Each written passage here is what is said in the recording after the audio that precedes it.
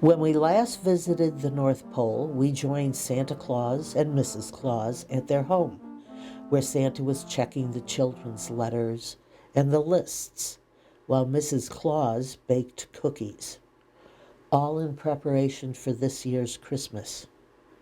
There we met Denby, the reindeer trainer, Donder, one of the reindeer, and Cadwallader, elf in training.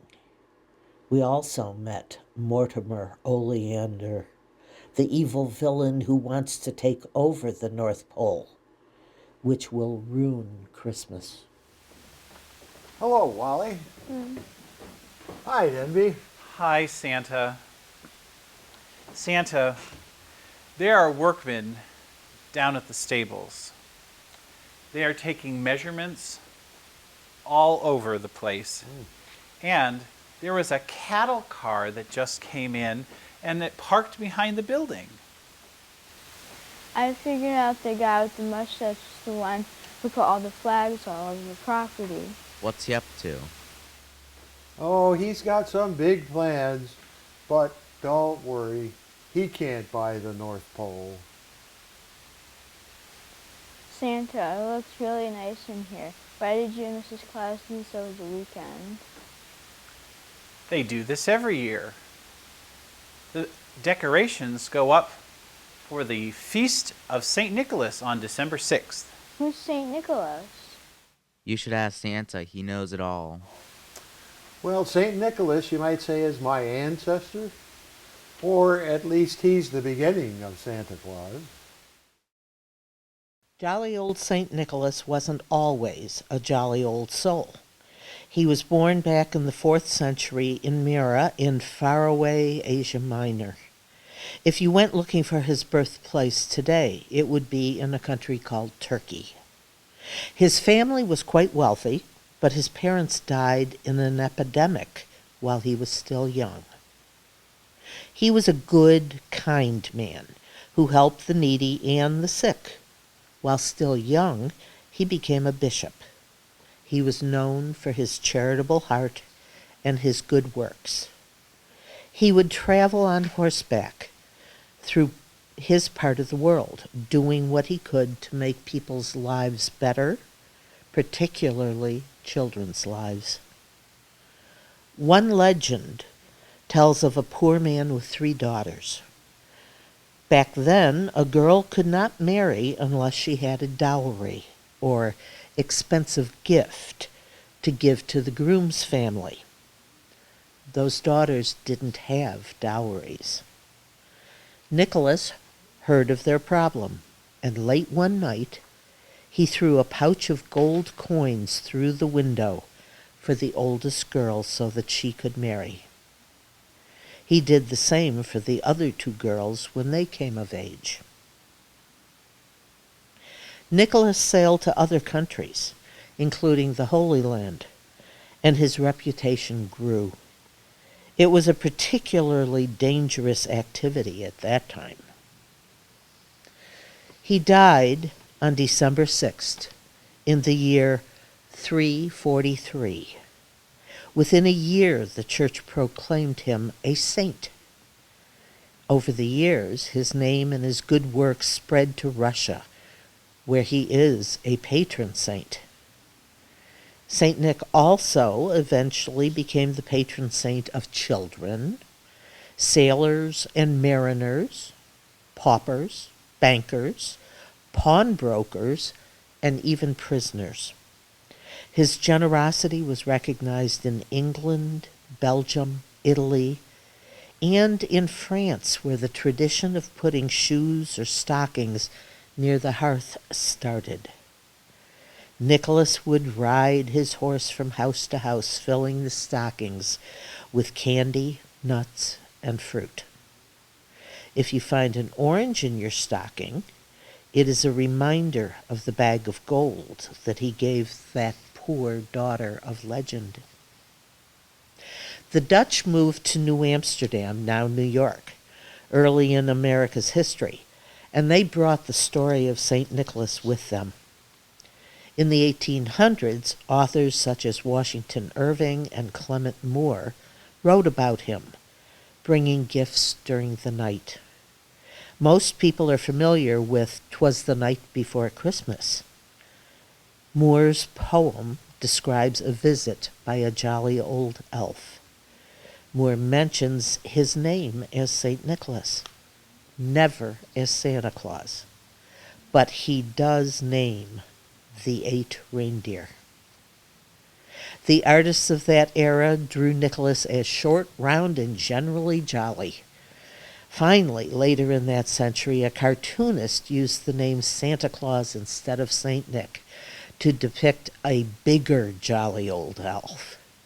And at last, in the 20th century, Santa was given his red suit. We learned that when he wasn't riding in his sleigh, he lived at the North Pole.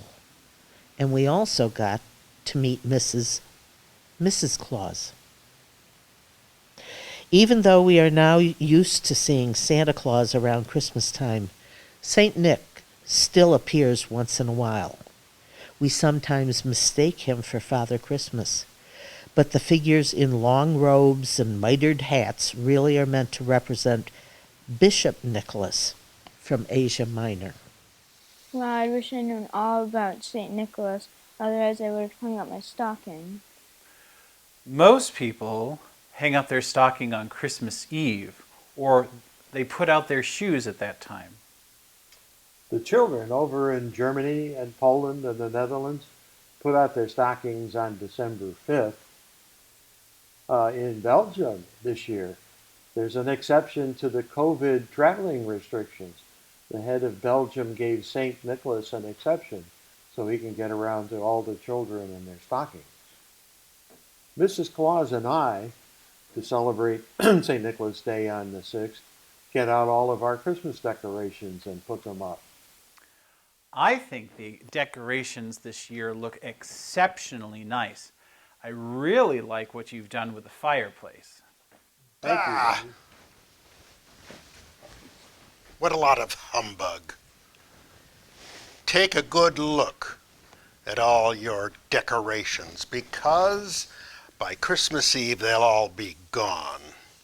I've been speaking with your neighbors, and they all say they'll sell. Nothing's going to stop me from getting the North Pole and everything around it. The North Pole's not owned by people. It's an international area. You can't possibly buy the North Pole. Oh, no? Haven't you ever heard of something called eminent domain? I'll find a way to get the North Pole and everything around it. Now, the first thing to go is the stables. I've got an offer from a company down in South Dakota called Smithfield. And they're going to ship the animals out, and when they're gone, I'm going to tear down the stables. It'll be the perfect place for my casino. Really? You think people will travel all the way here just for a casino? You know what they say, build it and they will come. Besides, it's going to be the most magnificent casino ever.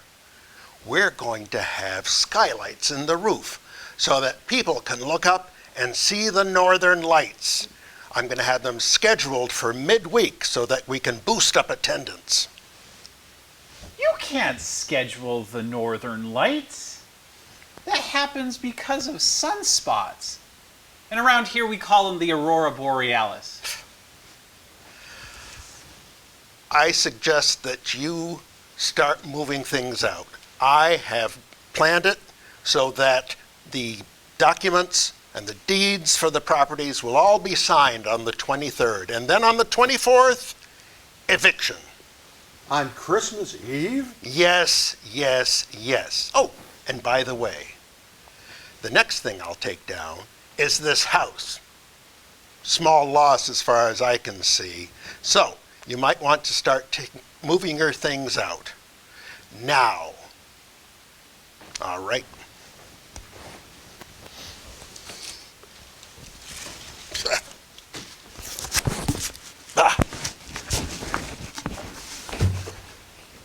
I wonder if he can do these things.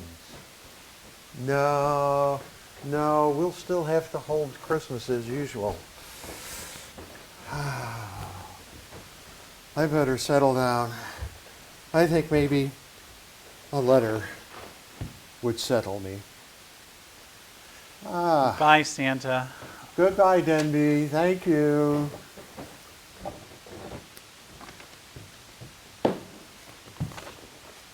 See you, Wally. Come again.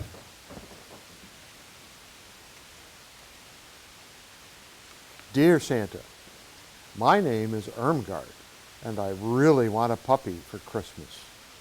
Do you grow them at the North Pole? Ho, ho, ho, ho, ho. If not, I suppose I could take a reindeer baby, but I would like a puppy much better. And please bring my sister some Play-Doh. Thanks, Irmgard. Well, if I can manage Thelma's 6 cats, I think I can handle one puppy.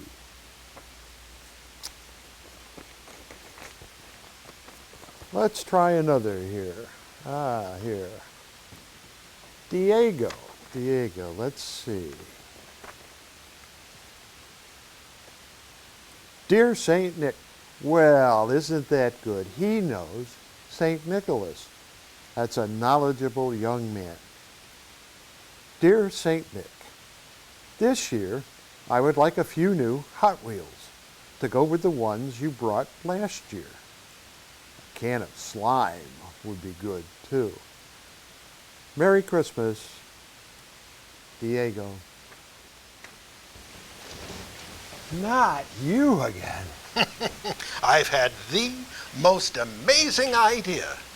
Since we're already opening the channels around the North Pole, I'm going to buy a fleet of tour boats.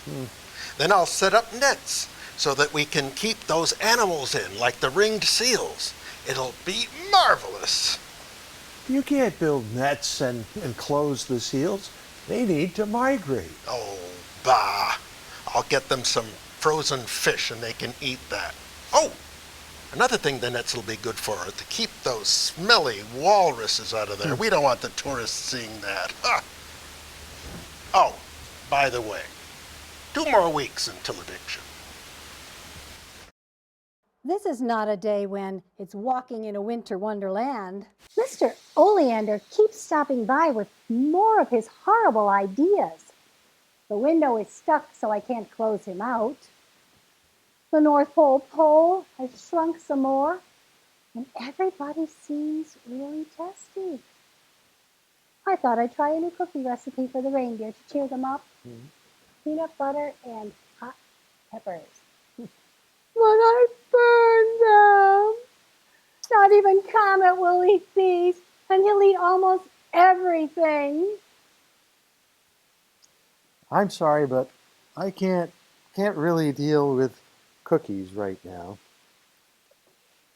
I don't believe Oleander can take the North Pole. I don't think so. I must think about something for the animals. We need a plan. Just in case, we need some sort of plan. Well, I have an idea for the reindeer. If all else fails, I think we should contact SeaTac, the airport in Seattle. It's one of the busiest airports in the Americas.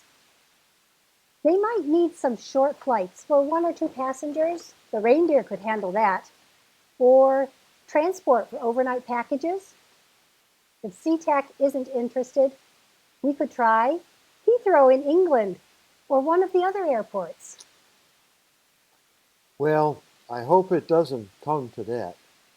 I'd like to keep things as they are. I'm not sure about peanut butter and the hot peppers. I'm not sure that those kind of cookies would go over well.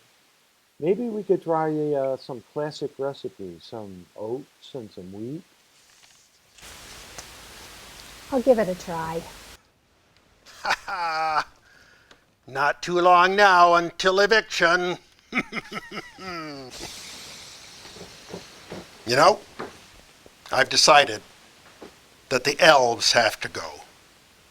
I was going to use their hostel as the basis for my luxury hotel, but I can't.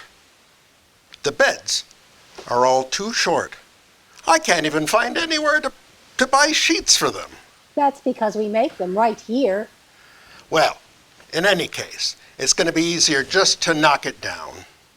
All right, we'll knock down their hostel and we'll build something magnificent.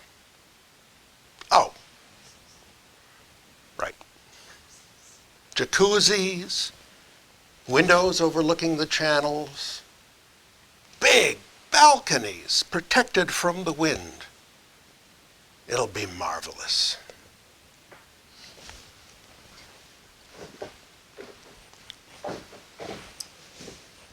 I don't think so. Santa, Denby. I know that I'm supposed to take care of the reindeer, not the elves. But rumors are rampant around the pole right now. The elves are really worried about where they're going to find jobs if Oleander's plans go through. The elves, they're trained to make kites and trains and bikes. They paint and they cut and they carve. They wrap and then they tie bows and ribbons. I have no idea what they're going to do, and they're worried where they're going to go. They can't do computer games. We've tried that before. Oh, that's right. The computer games, we outsource them, don't they? Maybe the elves could learn some new talents, some new skills. They probably can, but I don't think they really want to. They love making the toys, dolls and drums, Legos, and even slime. Yes, well, some of the elves have decided to think about looking into TV. Some of them have decided to look into creating a cooking show. But they're not sure about the availability of moose meat. There are some other elves that were interested in starting a talent show if they could learn how to sing. But the problem is they only know how to sing Christmas carols. And then there's Buddy. Buddy had the idea for a reality TV show. But the reality of the situation is that elves are too nice and they can't say mean things together. Santa, what are they going to do? Well, let's not get too far ahead of ourselves. We don't know that Oleander can finish any of these plans that he has. We have to do our best. We have to concentrate on the things that we do. We need to paint and carve and build and wrap. Christmas is getting closer, and we need to be ready.